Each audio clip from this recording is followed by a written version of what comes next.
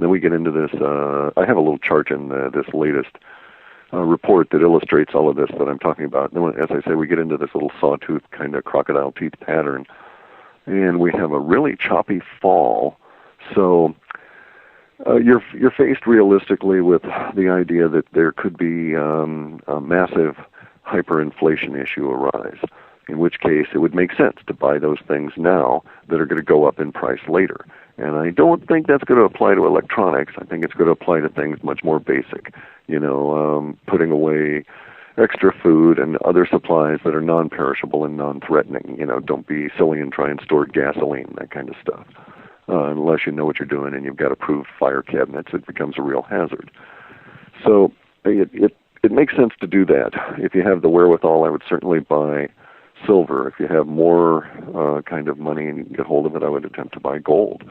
And, stay with small rounds of silver or gold. If you can get the name brands, the American Eagle, that kind of thing, then they're better off than, should be more received with less trouble later on than just your generic bullion, but that's going to end up holding value. The dollar is going to go. The pressures on it are horrific. They're flooding the whole system with more inflationary pressure in the form of the electronic currency, and we're seeing a lot of the system start coming apart. For instance, there was recently a Kansas Supreme Court decision. I don't know if you guys are aware of this in your neck of the woods relating to mortgages. Right. The Kansas Supreme Court, their decision has a is going to have a wide-ranging impact on the whole foreclosure issue. But a lot of people are going to start wondering, what are we going to do as a result of which? The decision said that this Mortgage Electronic Registration System, or MERS, M-E-R-S, has no legal standing in the foreclosure process. And yet you'll find that almost all of that, first off, this MERS electronic registration system is basically just a giant database or clearinghouse set up in a software fashion for all the various different lenders who lent money to people and then got them into the aggregation of their debt and sold it off to all these unwitting foreigners who thought they were buying something solid when in fact they were buying this giant derivative, really. And everybody, or not everybody, but about half of all of the mortgages that are currently facing foreclosure are under this MERS system where they were registered. And if you go and read foreclosure notices in your county, you should find that a number of them start off by saying the beneficiary of this particular company is acting as a trustee for this mortgage electronic registration system, or service, I think they call themselves. In any event, the decision says that this database has no legal authority because it has not participated in the assignment of the warranty deed or guaranteed deed of trust on any piece of property. So theoretically, if you're in Kansas and MERS files a foreclosure notice against you, you can just tear it up and ignore it. Or, you'll at least have evidence, or not evidence, precedent to go against them and take them to court, which of course bogged down everything in the whole system. So it's one of these issues where the Supreme Court in Kansas has done something at a groundbreaking level by stating that these MERS people can't actually show that they have in any way, shape, or form a standing or an ownership. They're not a stakeholder in your particular debt. They're just a database registering this theoretic debt for someone else.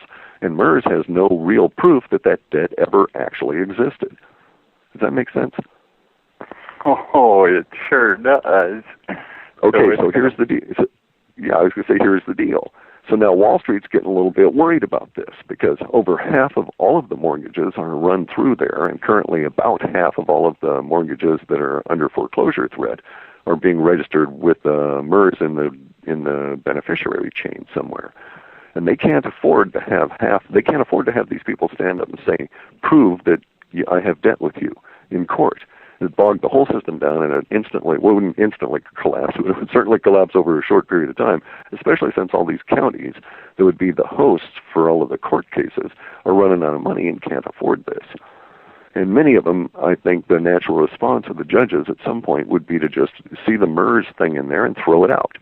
instantly, we don't want this hassle, right? Get somebody else in the chain to actually do the foreclosure. And that brings up the other issue. MERS was the central clearinghouse. So, for instance, we have MERS associated foreclosures going on in Thurston County, where I live, in the southern end of Puget Sound in Washington State, where the lender, the beneficiary that is doing the foreclosure on behalf of the MERS is a local outfit in Portland that has the right to do business in Washington State, and they file the foreclosure papers on MERS' behalf. But MERS is a proxy or stand-in for a company in Phoenix that went broke in 2007 in the subprime mess, and whose assets are now assigned to a trustee, which is an attorney firm working for a court, which I think is in Mississippi or Arkansas. So the trustee for that court system cannot pursue this foreclosure on this property without that MERS chain. And there are thousands upon tens of thousands of mortgages that are in this particular situation. If that chain breaks down, who has ownership? Well, what's the law? Possession, 90% of ownership?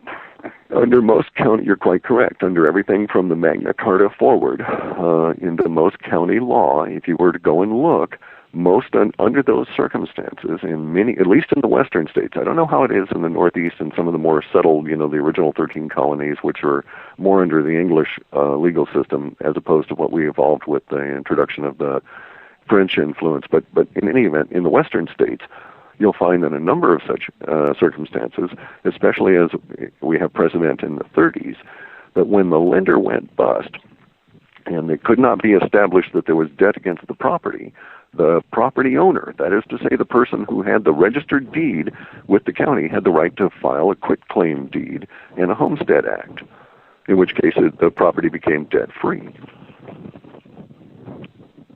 Wouldn't that be great? The bankers got nailed on their own scam.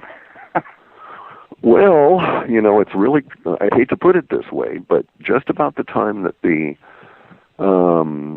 I don't want to say that the deliberations on the Supreme Court on this issue began in Kansas, but around the time that it was initiated and started to leak out into the press that it was going on, we also had those rather curious suicides start showing up with some of these CEOs and banker types on the East Coast.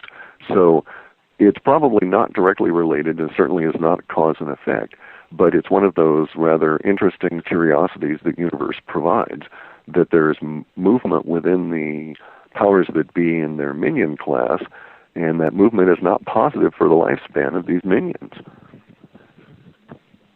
Yeah, I think we saw that with Pelosi when she was on TV. Yeah, that's also on YouTube now, and you can really see the fear in her eyes when she starts talking about the whole idea of Americans doing stuff instead of sitting there and being glazed over by the television. What's the matter? These people aren't acting like peasants anymore. No, and that actually brings up another issue. Getting back to our October 25th and some of the problems we have. Let me state that I get a lot of emails that people would request saying, or send emails saying, why don't you tell us what's going to happen on the 25th? I know that you know, and you're just keeping it from us. And that's really not the case. We just don't know. We have certain clues that point us in certain directions, and that's about it. And then we have to justify those clues against an actual real-world basis that would allow us to think that. In other words, we don't have any real-world basis for October 25th suggesting that space aliens are going to appear in the sky and, do skywriting with blue clouds or anything. So we can't really suggest that is likely to be a case, although a contact on that order would have the whole world gasping and holding in their attention for 10 days as we saw how it all was going to come out. And so it would be very much like the Day the Earth Stood Still, that old movie. You can see the tension there as everybody goes and looks at the ship, and you can see it in the language that's being used as they cover that period of time when everybody's wondering what's going to happen with the robot and so on. And so you can actually hypothesize that such a thing could occur. We don't have that in there. However, we do have these strange real-world incidences that are coming up around that period of time, one of which I believe is a organized effort called Can You Hear Us Now, or something along those lines. And I haven't followed it that much. I was just told about it in passing, and it fits. They chose, I think, October 17th or something, and they're going to basically have mass demonstrations in front of the news media, because the mass demonstration that took place, or didn't take place, according to the media, in Washington, D.C., when 1.5 million or 2 million people showed up over that particular weekend, and the media didn't report it, so, quote, it didn't happen, has gotten the ire of a few individuals. And so they're going to have this demonstration in front of all these media sites across all of the major cities in the U.S. Now, one could suppose that if they used a lot of release language and it happened on the 17th,